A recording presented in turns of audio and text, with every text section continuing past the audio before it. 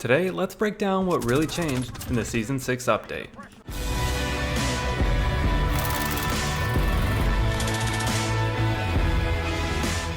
As always, I'll only be covering weapons I've already done stat guides on, and I will be going in alphabetical order. And the timestamps are in the description if you want to jump right to your favorite weapon. So let's start with the C58. The C58 was supposed to get a recoil increase, but actually, it got a slight decrease. This doesn't bring it down to another category, but it definitely makes it easier to use up to 130 meters. Next up is the EM2, and this was supposed to get a recoil increase as well.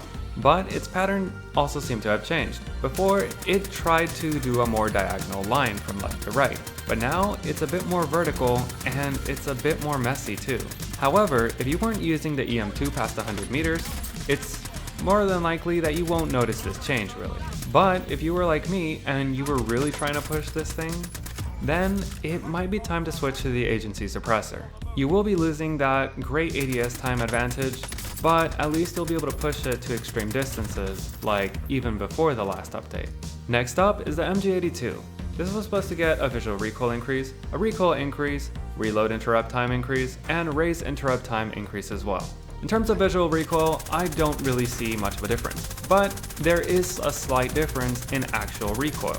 There's a little bit more space between each shot, meaning a total increase in vertical magnitude, and it does seem to have a little bit more side-to-side bounce between shots. However, this doesn't really matter because this weapon is just as useful as before, and it is insanely good if you mount it.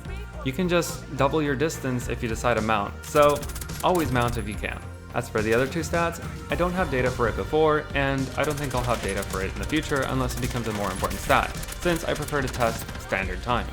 Next up is the OTs9, and while it didn't get any base stat changes, its attachments did. The Tiger Team Spotlight did get a slight nerf for every single SMG. However, you can see that this barely made a difference for the OTs9. This further reinforces my idea that the OTs9 stats are so high that they are way above the cap. For all we know, the OTS could be getting a sprint speed of 480 meters per minute right now, but we wouldn't know because it's just capped at 450. And sure, you can see a 0.01 change in the ADS strafe speed, but this could literally be due to just frame rounding. But once we get to the VDV 40 round fast mag, you can see that it did change the stats a bit. It no longer gets an ADS time that's in the green, but it's now in the yellow, so this isn't the greatest, but its TTK is fast enough that it can make up for this. You do probably have to be a bit more careful now though, and you probably want to start firing while you're ADSing. And it did affect its reload and reload add times. It barely had any change on its standard empty reload, but in its reload add time, it added 0.2 seconds. This isn't the biggest change, but it can definitely add up, and in those 200 milliseconds can be a difference between winning and losing a gunfight. Next is the PPSh 41. Pretty much it was only affected by the Tiger Team Spotlight nerf.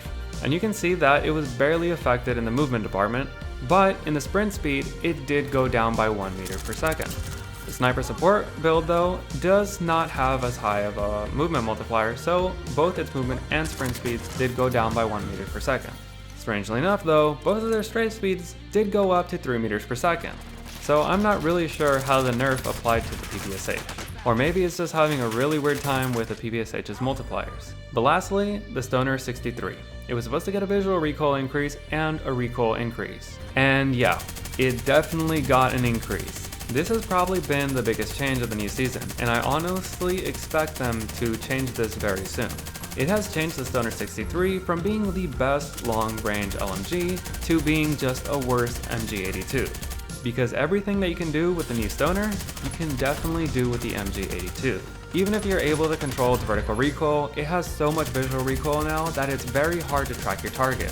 So until the Stoner 63 gets a recoil buff, I strongly recommend that you don't use it. So what do these changes have on the meta?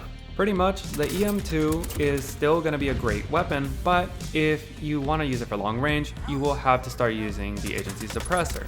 And because of its longer ADS times, you won't be able to be as aggressive as you were before. The C58 is probably now the best long-range weapon though. It hits hard enough, but more importantly, with the normal suppressor, you can stretch it out to an extremely long range. And if for some reason you do want to put on the agency suppressor and make it even longer range, you can definitely do that, but you will lose your ADS advantage. The Stoner has been thrown completely out of the meta, and the MG82 may actually replace it now.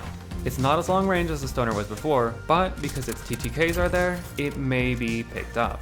And if people back in the day were willing to run the Ram 7 just to mount it and beam people at extremely long ranges, I see no reason that people won't do the same for the MG82. The OTs9 will still be the king of close quarters combat, since it is still the fastest movement, fastest killing SMG we have. Even though it got that slight nerf to its magazine, it is not enough to drop it out of the meta. And as for every SMG that was using the Tiger's Team Spotlight, as you can see, some weapons it affects them more than others. And certain builds are more effective than others as well. So you either need to test this yourself or ask someone to test it for you. So those are the changes in the Season 6 updates. Some were more dramatic than the others, and some were really unexpected. But what do you think about the changes? Are you happy with them, or do you think they went a little bit too overboard with the Stoner? And as always, if there's any weapon, build, or part of the game you want to break down, let me know and you may see it on the next Community Wednesday. But that's the video. If you enjoyed it or it's helped you in any way, let me know by leaving a like. If you got any questions or comments, leave them down in the comment section down below, and if you want to make sure that you never miss a video, be sure to subscribe. Thanks for watching.